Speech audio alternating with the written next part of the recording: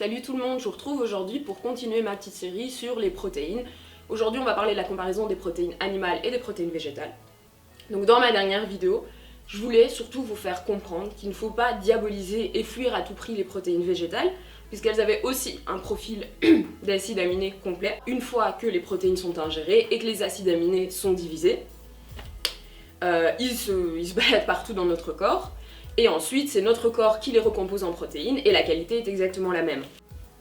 Aujourd'hui, ce dont je voudrais parler, c'est tout simplement qu'en dehors de cette idée de profil d'acides aminés qui semble être la seule chose importante par rapport aux protéines, c'est qu'il faut se rendre compte que les protéines sont aussi accompagnées de toute une série d'autres éléments qui peuvent être à la fois bénéfiques ou mauvais pour notre santé. Et protéines, c'est ce qu'on appelle un package food, donc c'est-à-dire un aliment qui est accompagné de toutes sortes d'autres aliments. Il faut un petit peu relativiser en fait les recommandations actuelles, vu qu'on nous conseille de prendre des protéines aux 2 repas principaux. Certaines personnes vont beaucoup plus loin d'ailleurs, puisqu'elles prennent des protéines à tous les repas, et même des protéines animales à tous les repas, et même des protéines animales durant leur snack. Et que vous allez voir qu'il peut être intéressant en fait tout simplement de diminuer et de revoir avec des pincettes ces recommandations. La première chose, c'est que comme je vous ai expliqué, les protéines, qu'elles soient animales ou végétales, arrivent en sorte de paquet, c'est-à-dire que c'est un macronutriment, mais qui n'est pas tout seul, il ne se balade pas tout seul, il est accompagné d'une foule d'autres aliments, de nutriments et de molécules. On va commencer par les protéines animales. Les protéines animales sont le plus souvent accompagnées d'acides alimentaires, comme par exemple le sulfure qui se transforme en acide sulfurique, sont accompagnées aussi de cholestérol, d'acides gras saturés et trans, et aussi d'un acide aminé, enfin ça c'est tout à fait normal, un acide aminé qui est essentiel pour notre corps, qui est la méthionine, mais le souci en fait avec cet acide aminé, c'est qu'une fois qu'il est pris en trop grande quantité, il va se transformer en une molécule qu'on appelle l'homocystéine, et en fait le problème c'est que cette molécule, aussi lorsqu'elle est trop présente dans le sang, elle provoque des problèmes au niveau de notre cerveau, donc elle est toxique pour nos centres nerveux. Et également, elle est incriminée en fait dans toutes sortes de maladies, notamment les maladies cardiovasculaires. Autre chose aussi qui arrive dans le package, on va dire naturellement des protéines animales, ce sont les hormones sexuelles. Comme nous, on est des animaux aussi, les êtres humains, on a aussi nos propres hormones sexuelles. Les vaches, les poulets, les cochons ont également leurs hormones sexuelles. Le souci, c'est que ces hormones vont perturber notre propre système hormonal, notre propre système sexuel et autres. De l'autre côté, les protéines végétales, quant à elles, sont aussi accompagnées d'autres éléments. Ce sont généralement les glucides, les fibres qui sont essentielles pour notre corps, les vitamines et les minéraux. Une petite précision que je voudrais faire quant à cette catégorisation qui peut être assez tranchée.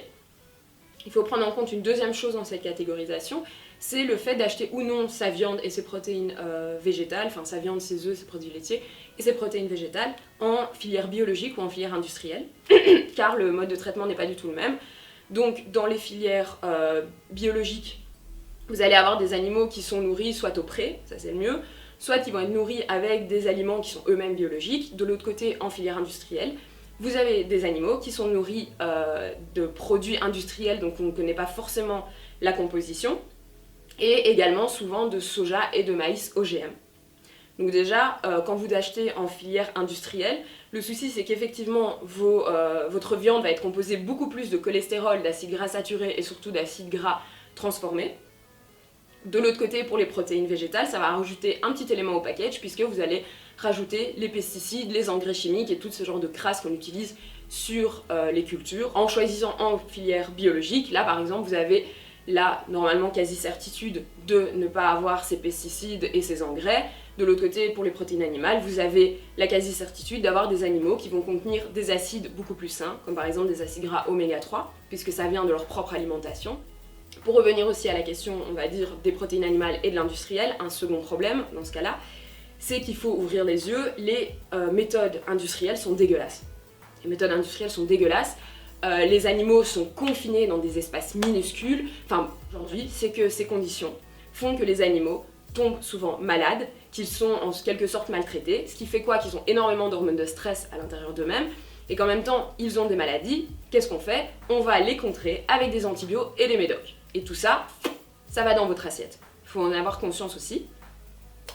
Et une autre chose, c'est que généralement aussi dans l'industrie, le but c'est quoi? C'est de faire de l'argent, de produire le plus possible, le plus rapidement possible, pour le moindre coût, et le moins de temps. Qu'est-ce qui se passe? On va piquer ces animaux aux hormones synthétiques et donc on va avoir des bœufs de concours. Encore une fois, ces hormones, vous les avez aussi, vous les ingurgitez aussi en mangeant. Donc il faut prendre conscience que les protéines animales, c'est pas uniquement les acides aminés, mais c'est aussi toutes ces choses qui peuvent être dangereuses pour votre santé. Une petite précision encore une fois par rapport aux protéines animales, pour vous expliquer donc le danger de ces hormones, qu'ils soient naturelles ou synthétiques, on a le problème de l'hormone qui est l'IGF-1, donc IGF-1 en français. C'est une hormone de croissance, c'est une molécule qui pousse à la croissance. Dans un premier temps de notre vie, que ce soit pour le bébé veau, le bébé cochon ou le bébé humain, c'est extrêmement important puisque c'est ce qui nous permet de passer du stade de bébé au stade d'enfant, au stade d'adulte. C'est ce qui permet à un veau de passer du stade de petit veau au stade de vache en, je pense, 4 mois, 6 mois, quelque chose comme ça. Donc dans un premier temps, c'est extrêmement important puisque ça nous permet de nous développer. Le souci, c'est qu'une fois qu'on est développé, qu'on est beau, qu'on est grand, on n'a pas envie de continuer à se développer trop vite. Pourquoi? Parce que simplement, une fois qu'on a atteint l'âge adulte, si on se développe trop vite, ça veut dire qu'on vieillit. Et donc le souci, c'est qu'en fait, déjà que cet IGF-1, comme les animaux, nous on l'a à l'intérieur de nous, mais en rajoutant cette hormone extérieure, ça va stimuler notre propre hormone. Ça peut aussi provoquer le développement de cellules précancéreuses qui sont bien au chaud dans notre corps et qui, si elles ne sont pas stimulées, ne vont jamais se développer, ne vont jamais donner lieu à un cancer, mais qui, si justement on leur apporte un stimulant, peuvent se développer en cancer. Ça, c'est pour le premier point. Le deuxième point que je voudrais aborder, c'est la question de l'acidité. Donc l'équilibre acido-basique est la notion de base de notre organisme, puisque tout simplement, c'est ce qui nous permet d'être en vie. Notre sang, rapidement, a un pH de 7,40, et donc en fait, plus on s'éloigne de cette notion, surtout dans l'acidité, enfin si on s'éloigne trop, on risque de mourir. Cette acidité, donc déjà, elle est produite naturellement dans notre corps, donc le corps est acide, de par les réactions chimiques qui se passent à l'intérieur pour nous maintenir en vie, de par nos activités. Une personne qui va avoir une activité physique très intense va apporter de l'acidité dans son corps. Maintenant, comme j'en ai parlé dans ma première ou deuxième vidéo, on a ce qu'on appelle l'homéostasie, qui est le fait que notre corps a des mécanismes d'équilibre. Donc on a l'acidité, mais on a aussi des mécanismes pour tamponner cette acidité et donc pour rester en bonne santé. Le souci, c'est que l'acidité provient aussi de ce qu'on mange. Et là encore, la différence majeure entre les protéines animales et les protéines végétales, c'est que les protéines animales sont acides à très acides, tandis que les protéines végétales sont très peu acides à moyennement acides. Pourquoi? Parce que déjà, les protéines végétales sont généralement accompagnées, enfin sont tout le temps accompagnées de minéraux. De l'autre côté, on a les protéines animales qui, comme je l'ai dit, vont apporter surtout des acides alimentaires, qui donc en fait c'est l'acide lactique, l'acide urique, l'acide sulfurique, qui sont en fait des acides qui vont rajouter à notre propre acidité. Et donc en fait, le problème de cette acidité, c'est quoi? Ça peut se manifester par plusieurs choses, comme des maladies, des réactions inflammatoires. Donc par exemple pour les sportifs, c'est le risque d'avoir plus souvent des tendinites, d'avoir plus de blessures, d'avoir des claquages, d'avoir des crampes. Et simplement d'avoir en fait un effort physique plus difficile, enfin on a plus de mal à faire un effort physique, et aussi on a une récupération qui est vraiment... j'ai pas envie de dire plus difficile parce que je viens de le dire. On a une récupération qui est plus compliquée. C'est pas grave.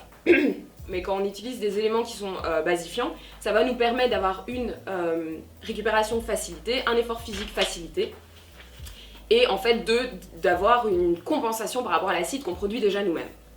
Les problèmes de l'acidité en dehors des blessures, c'est aussi deux choses qui sont très importantes dans le milieu sportif et qui torturent pas mal de gens. C'est en fait le problème de certaines personnes qui n'arrivent pas à perdre de la graisse et le problème de certaines personnes qui n'arrivent pas à prendre de la masse.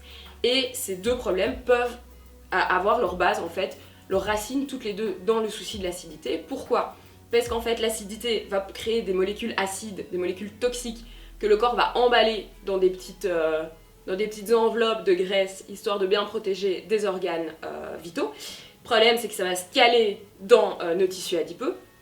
Et donc en fait, ça va nous faire prendre de la graisse qui va être extrêmement difficile, parce que prendre de la graisse pour le corps, c'est facile, la libérer, c'est autre chose. Enfin, la difficulté de gagner de la masse musculaire peut être expliquée d'une façon assez simple, mais il y a plusieurs causes. Mais par exemple, pour vous donner un exemple, c'est en fait le corps étant extrêmement acide, c'est dangereux pour nos organes, dont les reins, qui sont un organe essentiel pour le corps. Et donc en fait, qu'est-ce qui va se passer? C'est que les reins vont envoyer des messagers pour dire au corps de détruire des protéines. Pourquoi? Parce que dans les protéines, ils ont besoin d'une acide aminé, qui est la glutamine, qui va permettre en fait de tamponner l'acidité et d'éliminer l'acidité des reins.